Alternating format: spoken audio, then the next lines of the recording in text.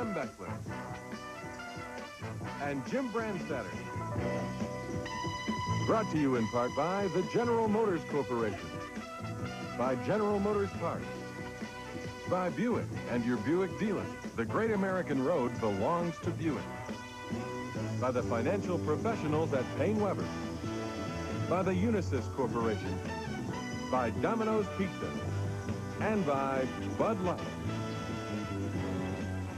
Hello, everyone, and welcome to Michigan Replay. A tough one this time around. Michigan State, the arch rival of the Wolverines, beats Michigan 17-11. We'll also take a look at the NCAA leading punter. We'll also have Hawkeye highlights as we take a look at the scouting report. But first, let's talk about the Michigan State victory over Michigan.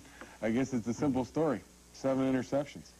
Well, it wasn't quite that simple, Jim. It was a weird game in that I thought Michigan State's offense destroyed us the first half, blocked us, ran over us, around us, through us, and really probably should have been ahead by more than 14-3 at halftime. And our offense had played poorly, took the opening drive, went down to first down on 2, called a very bad play, I think, and ended up losing yardage. We'd have been 10 times better off bucking in there and scoring in 3 smashes if it took us that long. The one thing, though, Michigan State does play good defense. You told us that last week. Well, they play good defense, but when it's first down on the 2, Jim, you're supposed to take it in. And then at halftime, we came back out and played a little better defense the second half. Perhaps Michigan State decided to play it a little more conservatively, which was really intelligent. Because our offense had played poorly and their defense had played well. And consequently, we got beat. However, you wouldn't believe it. As badly as we played, we could have won that game in the 4th period. And opening up, here it is, the first drive, you get the ball. Offensively, you're moving the ball against them. Yeah, this is a power sweep off of a fake reverse. And Jamie runs for 20 in the first down. We find a hole on a simple off-tackle play, pick up another first down. Our first drive, we moved the ball, blocked pretty well, mixed it up a little, came out on first down and threw here to Colasar for a first down. Had a good, sharp drive going. Went down first down and 2. This is not the play. This was a 3rd down and 6 from the 6. And it was a terrible play, and we end up losing yardage on it, forced us to go to a field goal, and we kicked the field goal to go ahead 3-0. What was your feeling at that point? You moved the ball well. You had to be confident because you felt their defense would stop you sometimes. Yes, I have great respect for their defense. I thought we'd move the ball better than we did on it, but in the opening drive, we did the things that I thought we could do against them. And but when we ended up having to settle for a field goal, that was not good. And offensively, they gave you a lot of different looks that you've never seen from them this season. Well, the wishbone look is really the only new look. And the plays they ran from the wishbone were plays that we had run in our own offense and should not have been that much of a problem to us. But they blocked our outside linebackers, and we failed to get good support from our corners.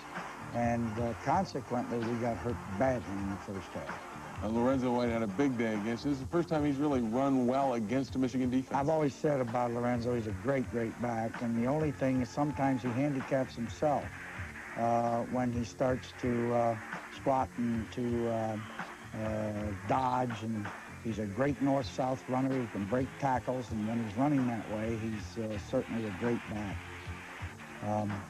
Here we overthrow for first interception, trying to hit the tight end down the middle in a void area and overthrew him for an interception.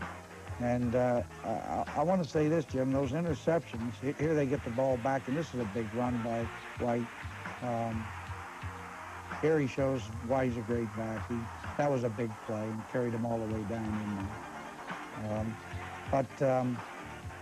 The 7 interceptions, I think you got to. We played pretty good defense down here after that long run and stopped them. And they forced them to go to the field goal, which was too far out, and they missed it. But the interceptions are a result of our offense. I don't think he was rushed much. I think we probably did a bad job in preparing him to read these coverages and to throw to the right receivers. And once things start to go bad, I guess they just multiply. But 7 interceptions is almost astronomical. I can hardly believe that would happen to a Michigan quarterback, but it did. And then they go wide again with Lorenzo. Right, and they go in 14-3. I was particularly disturbed at our outside linebacker play and our support out of our corners and the way our linebackers were cut off on these off tackle and sweeps. So going in at half, where do you make the adjustment at that time? The adjustment is that we're not going to stand there and let them knock us off the line of scrimmage. Now, that's number one. And if we do that, we can contain that offense. I felt all along we should have gone in and contained it, but we didn't. And then we've got to start moving the football and mixing it up and decided to go to a little more option football. We hadn't run a lot of options in the first half, which probably was a little mistake because the options helped us a little bit in the second half. The second half highlights are coming up, and it's a comeback that falls short when Michigan Replay continues.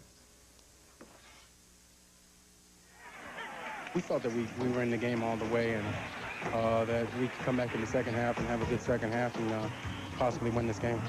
We're still confident with ourselves and everything.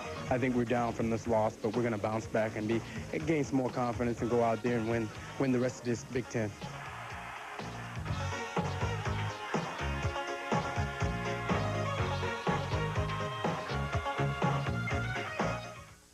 These are the hands of Mr. Goodwrench. Hands that work. Hands with the know-how to fix things. Hands that are strong and sure. Hands that are gentle, accurate. Hands that can almost see where the trouble is and how to make it right again. Hands of skill. Hands that care. The working hands of Mr. Goodwrench. And no one knows your GM car better. No one. There's a vacancy at the Bates Motel. Norman, is that you? No, it's Buzz McKenzie, and it could be you. Look for this display and enter Bud Light Psycho Sweepstakes to win a Bud Light party with Buzz McKenzie at the Psycho Mansion. You can even get a mug like Spud's at participating retailers. Wow! That Spuzz is so cool, it's scary.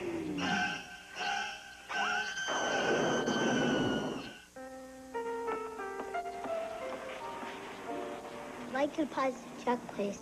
Jeffrey Houdray has never heard of Unisys. All the way from France. It's for my grandfather. Have a seat. But Unisys systems process half of the checks in the U.S. each day. 30 of the world's 50 largest banks rely on Unisys for everything from international bank transfer to quick customer service. Jeffrey just knows that a new 10-speed bike is almost his. Unisys and banking, the power of two. It's really ours. It's everything we've ever wanted. We'd like to thank the people who made this possible. Our realtor. Your parents. And the folks at Great Lakes Bancorp. They helped us pick the right mortgage. With bi-weekly payments that help build equity faster. And save thousands in interest. Thanks, Great Lakes. We couldn't have done it without you. Great Lakes Bancorp, your partner in life.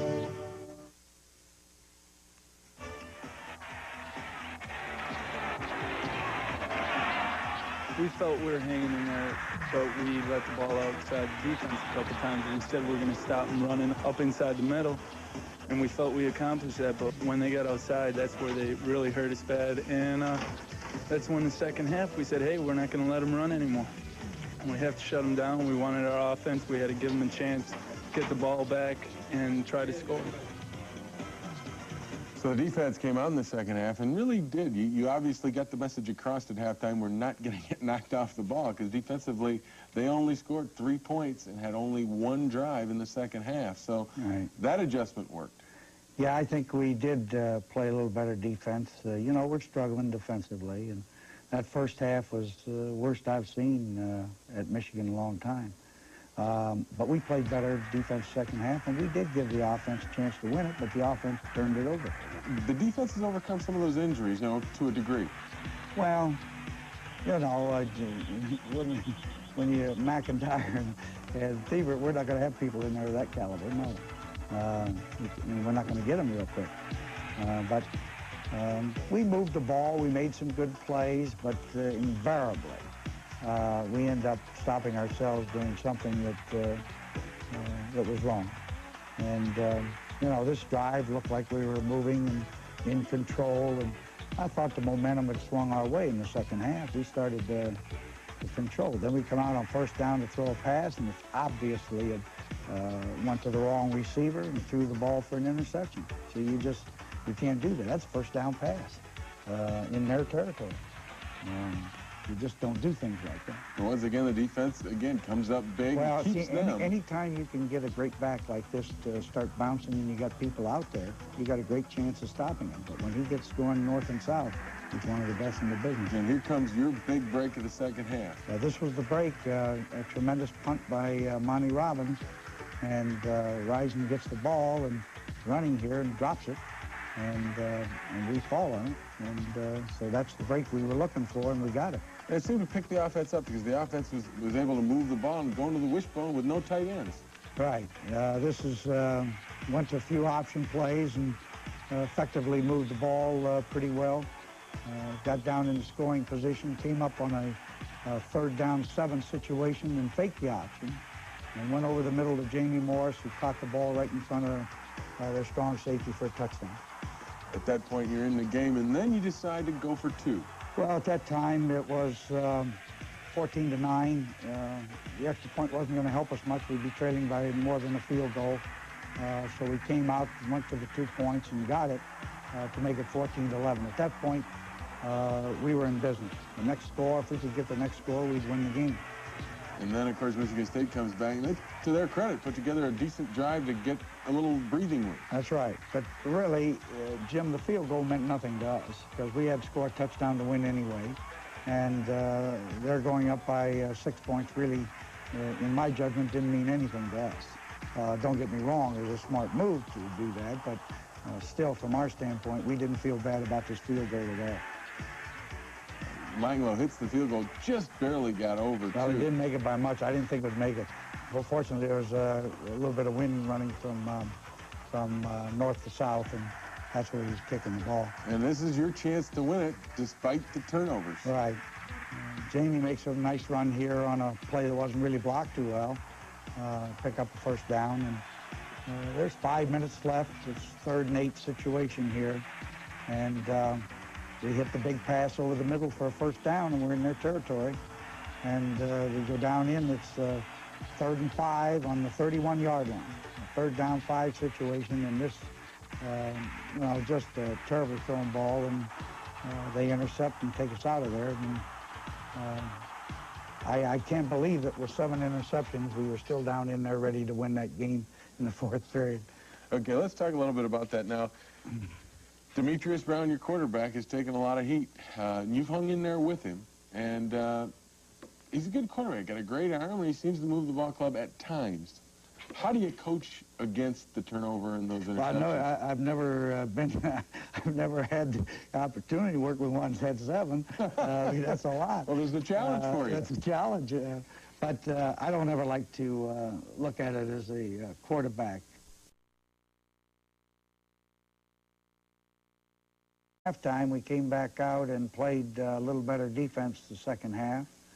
Perhaps Michigan State decided to play it a little more conservatively, which was really intelligent because our offense had played poorly and their defense had played well, and consequently, we got beat. However, you wouldn't believe it. As badly as we played, we could have won that game in the 4th period. And opening up, here it is, the first drive, you get the ball. Offensively, you're moving the ball against them. Yeah, this is a power sweep. This time around, Michigan State, the arch rival of the Wolverines, beats Michigan 17-11. We'll also take a look at the NCAA leading punter. We'll also have Hawkeye highlights as we take a look at the scouting report. But first, let's talk about the Michigan State victory over Michigan. I guess it's a simple story. 7 interceptions. Well, it wasn't quite that simple, Jim. It was a weird game in that I thought Michigan State's offense destroyed us the first half. Blocked us, ran over us, around us, through us, off of a fake reverse. And Jamie runs for 20 in the first down. We find a hole on a simple off-tackle play, pick up another first down. Our first drive, we moved the ball, blocked pretty well, mixed it up a little, came out on first down and threw here to Colasar for a first down. Had a good, sharp drive going.